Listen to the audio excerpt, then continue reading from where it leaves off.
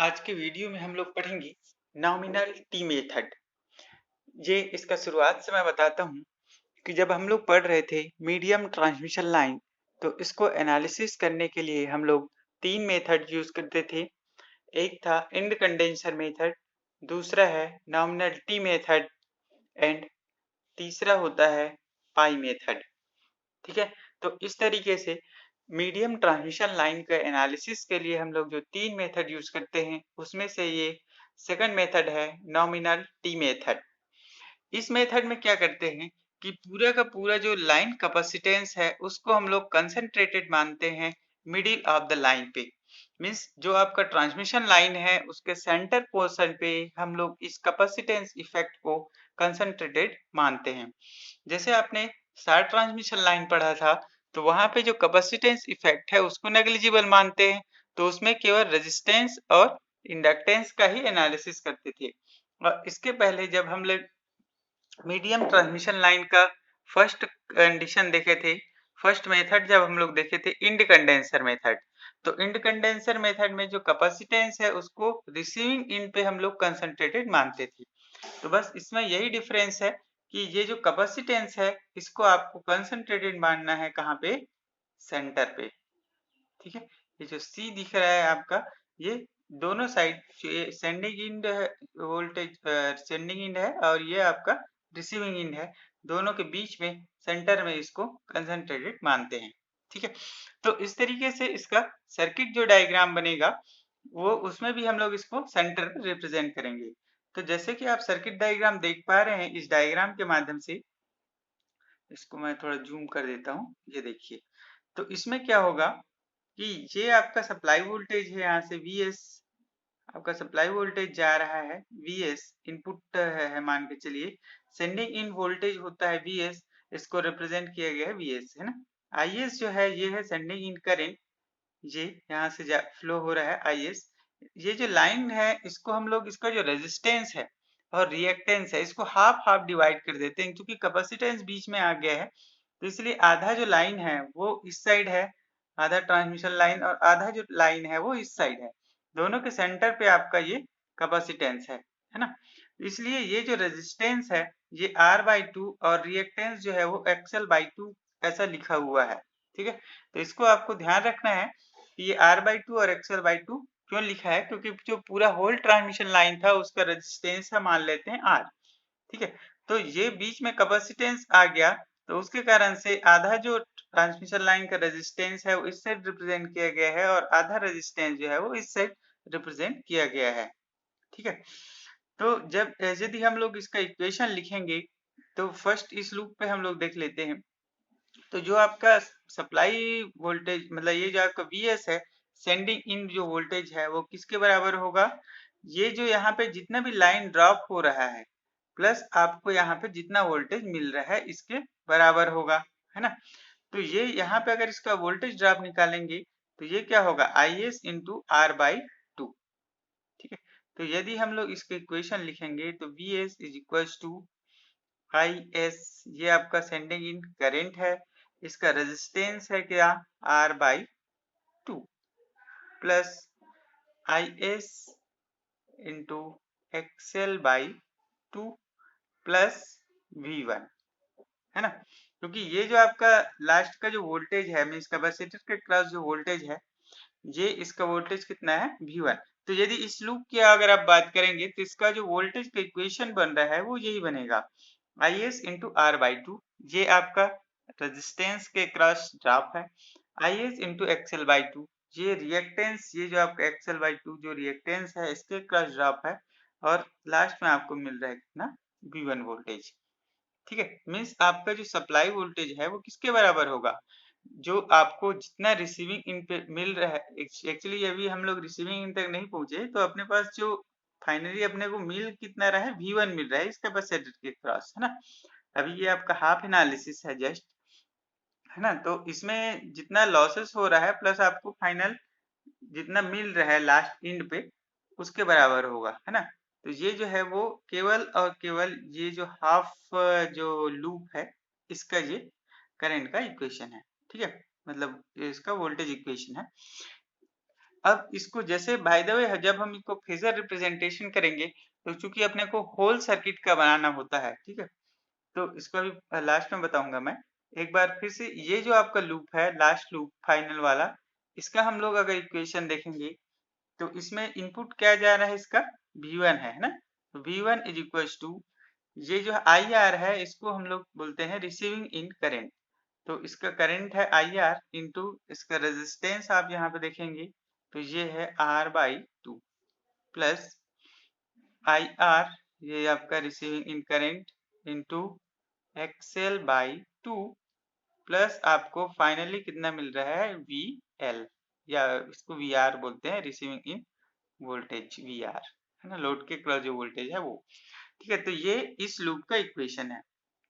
आपको जब phasor representation करना होता है तो उस केस में ये जो इक्वेशंस है ये आपका काम आएगा, इसलिए ये जो इक्वेशन है इसको कृपया पहले नोट डाउन कर लें। ठीक है, अब इसको जब हम लोग ये पूरा का पूरा होल इक्वेशन यदि हम लोग देखेंगे यहाँ से लेके यहाँ तक का, है ना, फाइनली क्योंकि अपने को रिसीविंग इन और सेंडिंग इन के रेस्पेक्ट में अपने को इसका रिप्रेजेंटेशन करना होता है, तो इसका पूरा का पूरा यदि आप इक्वेशन लिखेंगे तो Vs इज इक्वल्स टू, जैसे कि आपको बताया गया था कि जो सप्लाई वोल्टेज है वो किसके बराबर होगा कि जितना आपको रिसीव हो रहा है प्लस लाइन लॉसेस। मतलब जैसे हमने आपको मान लेते हैं कि 400 केवी हमने ट्रांसमिट किया, रिसीविंग इन पे हम लोग मान लेते हैं 380 केवी मिल रहा है, तो 20 केवी जैसे लॉसेस में चला गया है ना, तो जो 400 केवी है वो किसके बराबर होगा, 20 केवी जो लॉसेस में गया प्लस आपको 380 केवी जितना आपको रिसीविंग इन पे मिल रहा है। ठीक है, तो वही चीज आपको इक्वेशन के फॉर्म में रिप्रेजेंट करना है।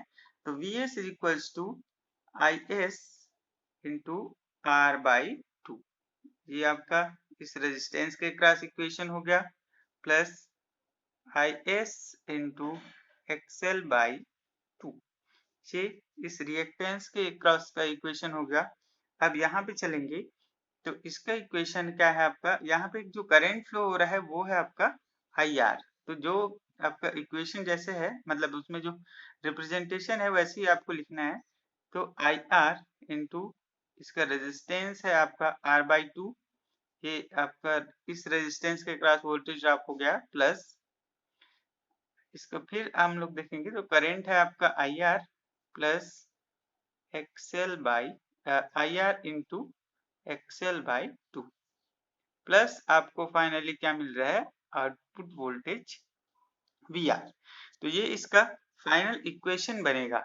ठीक है, फाइनल जब लास्ट इक्वेशन की अगर हम लोग बात करते हैं तो जो आपका सेंडिंग इन वोल्टेज है वो किसके बराबर होगा, पहले ये जो फर्स्ट रेजिस्टेंस है यहाँ पे वोल्टेज ड्रॉप होगा, तो चूंकि इसका करंट Is है इसलिए इसको हमने लिखा है Is इंटू R/2, है ना।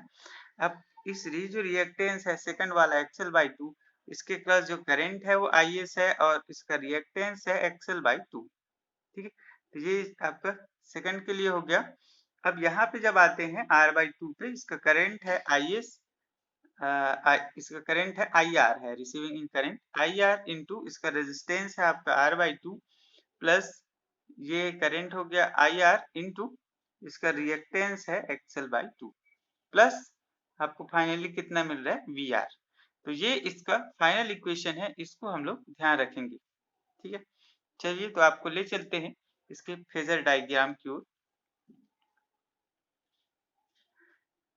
अब इसका जो रिसीविंग, क्योंकि हम लोग इसको फेजर रिप्रेजेंटेशन कर रहे हैं, इसको आप ध्यान रखेंगे जब इसको न्यूमेरिकल जब बनाएंगे तो इस समय ये काम आएगा कि जब इसको हम लोग इस वेक्टर के फॉर्म में रिप्रेजेंटेशन करते हैं, ठीक है, तो उस केस में डायरेक्ट VR को इस तरीके से रिप्रेजेंट ना करके VR इसमें ये आपका एक एरो का निशान होता है ना, तो इस तरीके से हम लोग इसको जब वेक्टर रिप्रेजेंटेशन करेंगे इसका, तो उस केस में ध्यान रखना है आपको कि ये जो आपका VR होता है ना, इसके ऊपर में ये एरो का निशान हो जाता है, तो ये VR प्लस J0 इस तरीके से इसको रिप्रेजेंट करते हैं।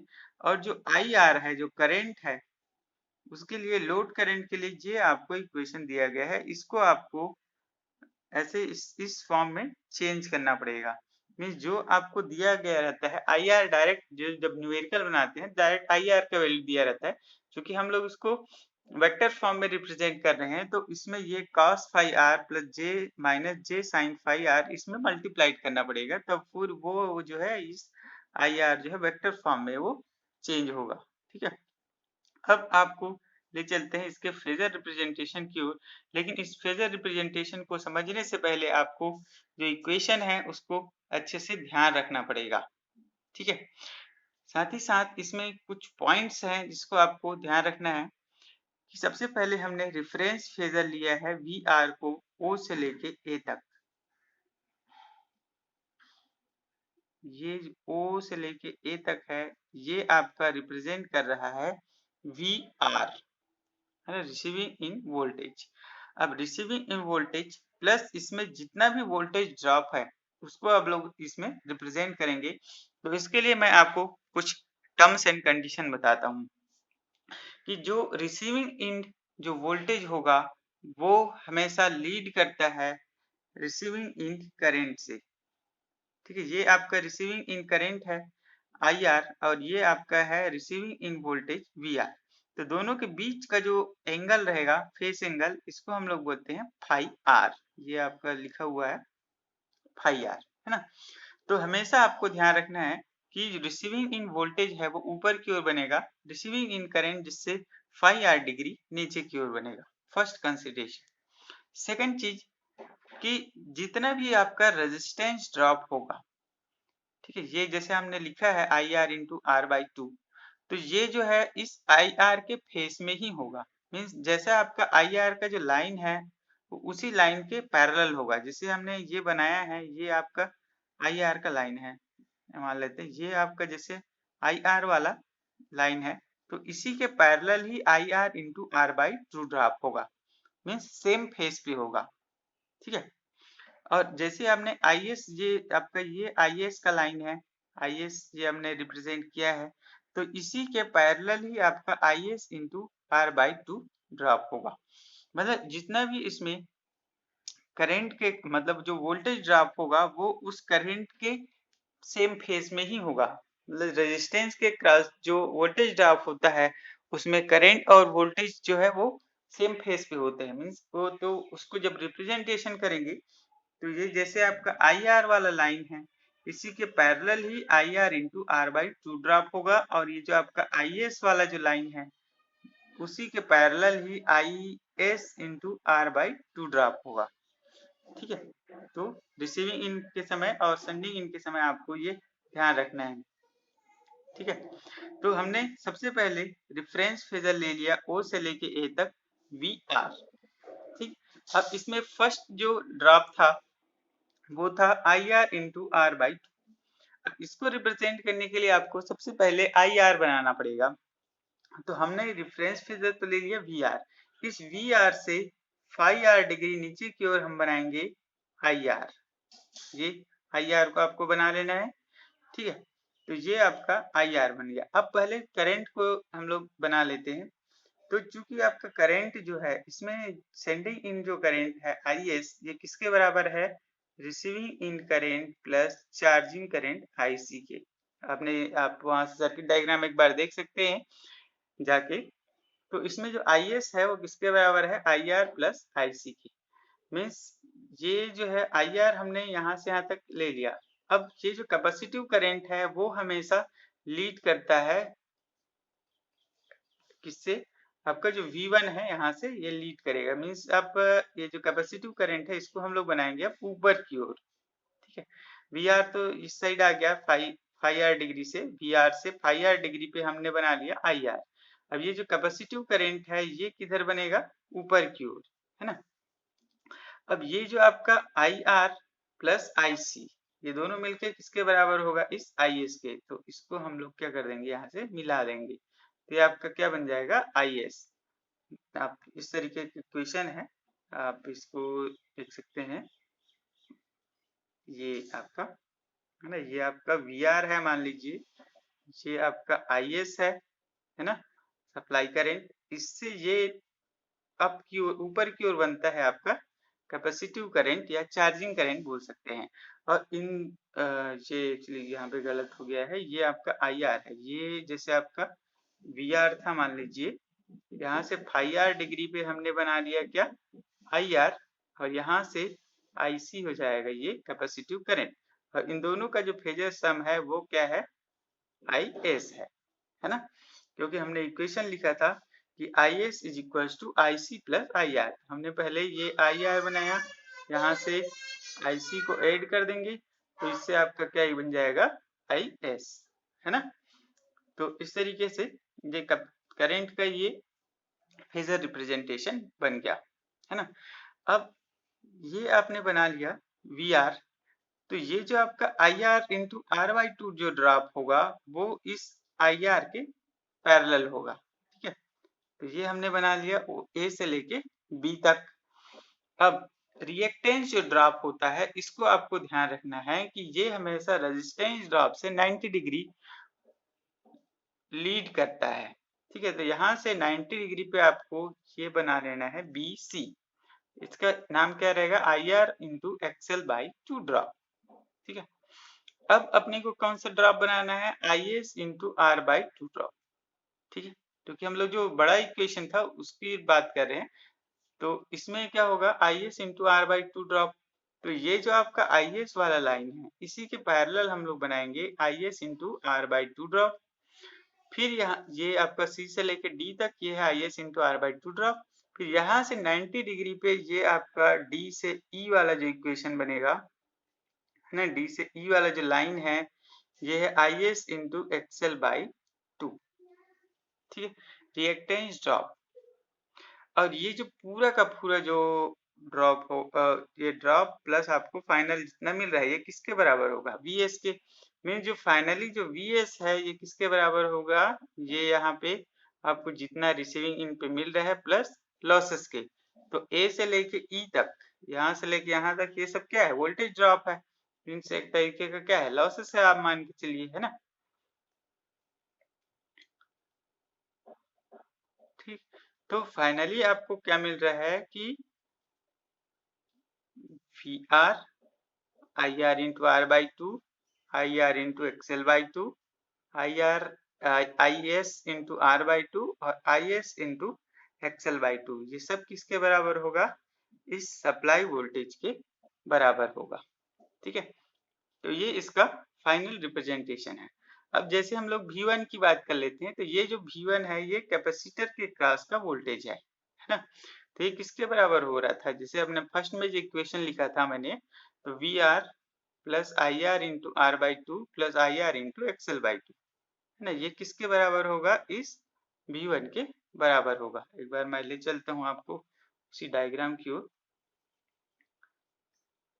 ये यहाँ पे मैंने जो फर्स्ट में इक्वेशन लिखा था, यहाँ पे जैसे आप इसमें लूप लगाएंगे तो यहाँ पे क्या होगा, जो Vs होगा वो किसके बराबर होगा, ये यहाँ पे जो ड्रॉप होगा I S into R by two plus I S into XL by two, plus आपको फाइनली यहाँ पे कैपेसिटर के क्रॉस कितना मिल रहा है, V1 मिल रहा है, ठीक है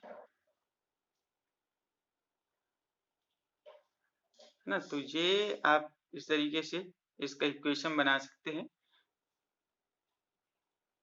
तो ये आपको याद रखना है, जब इसको मैथमेटिकल इसको जब न्यूमेरिकल जब हम लोग बनाते हैं तो इस फॉर्म में इसको वेक्टर रिप्रेजेंटेशन के फॉर्म में इसको रिप्रेजेंट किया जाता है, ठीक। तो ये उम्मीद करते हैं आपको फेजर डायग्राम समझ में आया होगा। ये जो आपका नोट लिखा हुआ है इसको आपको ध्यान रखना है, इसमें जो नोट लिखा हुआ है ये मुख्य चीज होता है यहाँ पे। ये हमने जो ये फेजर डायग्राम बनाया था इसमें वी आर को एज अ रेफरेंस फेजर लिया था, ओ से लेके ए तक, है ना। साथ ही साथ जो आपका लोड करेंट है I R lags behind V R by phi R, जो आई आर है वो phi R degree V R से लैग करेगा, ये सब आपको बता दिया गया था। और ये जो ड्रॉप है A B is equal to I R into R by two is in phase with I R, ठीक है। तो इसको एक बार आप लोग देख लेंगे, इसको पढ़ लीजिएगा, बुक में आपको बुक सेंड किया गया था, वहां पे ये सब चीज रिप्रेजेंट किया गया है। तब जब हम लोग वोल्टेज अक्रॉस कैपेसिटर देखेंगे, कैपेसिटर के अक्रॉस वोल्टेज क्या है, तो V1 जो अपने को मिल रहा है फाइनली वो किसके बराबर होगा, V1 equals to we are जो अपने को रिसीविंग इन पे मिल रहा है plus I R into Z by two. ये जो है जो सेकंड लूप है वहां का इक्वेशन है ये, है ना। जो V1 था मैंने एक इक्वेशन बनाया था कि जो V1 होगा वो किसके बराबर होगा, वी आर जितना आपको रिसीविंग इन पे मिल रहा है प्लस उसमें जो लॉसेस है ना। तो रेजिस्टेंस और रिएक्टेंस को दोनों मिला के इसमें जेड लिख दिया है, इसलिए ये आई R into Z by two के फॉर्म में लिखा गया है। ठीक है, अब ये जो आई आर है इसको हम लोग क्या लिखते हैं, I R cos phi R plus J sine phi R, है ना। इसको जो वेक्टर को जब आप हटा देंगे तो फाइनली इस फॉर्म में हम लोग जब लिखेंगे वेक्टर को हटा के, तो वी आर के ऊपर में जो बार था इसको हम लोग लिखते हैं V R plus J zero. तो जे जीरो का कोई मतलब नहीं है तो केवल वी आर लिखे हमने।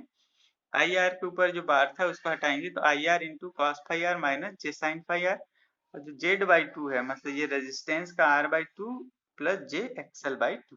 इस तरीके से ये रिप्रेजेंटेशन है। ऐसी जो कैपेसिटिव करंट है इसका हम लोग जब बनाएंगे तो I C is equals to, ये आपका I equals to V by Z होता है जहाँ पे आपका क्या है एक्सएल है ना। तो I C is equals to आप मान सकते हैं वी डिवाइड बाई एक्स सी होगा, एक्चुअल में कैपेसिटिव करंट है इसलिए एक्स सी, है ना। तो एक्स सी इक्वल्स टू क्या लिखते हैं, वन बाई ओमेगा सी। तो इसमें आप एक्स सी की जगह वन बाई ओमेगा सी रखेंगे तो ओमेगा सी जो है ऊपर चला जाएगा, है ना। तो इसलिए इसको इस तरीके से लिखते हैं जे ओमेगा सी वी वन, है ना। तो ओमेगा इक्वल्स टू क्या होता है, टू पाई एफ होता है। तो इसको ये इस तरीके से रिप्रेजेंट किया गया है। सेंडिंग एंड करंट की अगर बात करेंगे तो I S equals to I R plus I C होता है, आपको इक्वेशन से आपको बताया गया था।